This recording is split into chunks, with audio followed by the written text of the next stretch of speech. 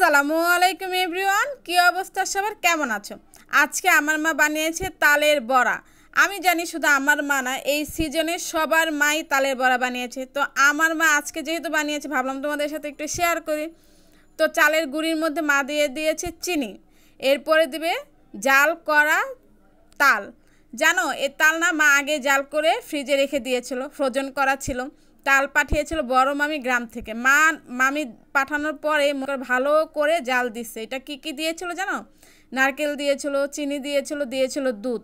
বলছিল শুধু শুধু খাবে, কিন্তু শুধু শুধু খাওয়ার হয়নি, যতটুকু ছিল রেখে দিয়েছিল।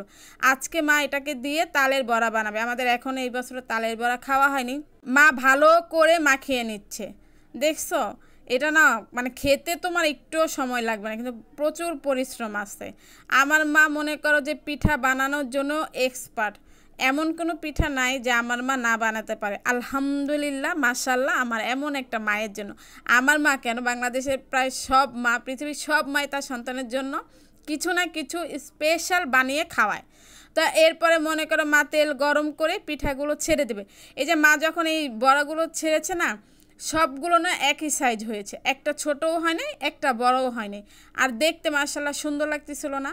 দেখো, এরপর আমি উল্টিয়ে পাল্টিয়ে দিচ্ছি। এটা অবশ্য আমি দিচ্ছি, এটা না আমি উঠিয়ে নিব। কিন্তু যখন আমি বানাইছি নিজের মতো করে, যে আমিও কিছু তেলের মধ্যে ছেড়ে দিছি, একটা হয়েছে বড়, একটা হয়েছে ছোট, একটা মাঝারি, একটা একেবারে পিচ্চি হয়েছে। মায়ের মতো তো আর আমার হবে না। মারা তো মারাই, মাদের মতো কি আর আমরা পারি বলো? সন্তানরা কখনোই মায়ের মতো সম্পূর্ণ কাজ করতে পারে না। আচ্ছা, সবাই ভালো থাকবে, সুস্থ থাকবে, আমার ভিডিও বেশি বেশি দেখবে, আমার জন্য দোয়া করবে। আল্লাহ হাফেজ।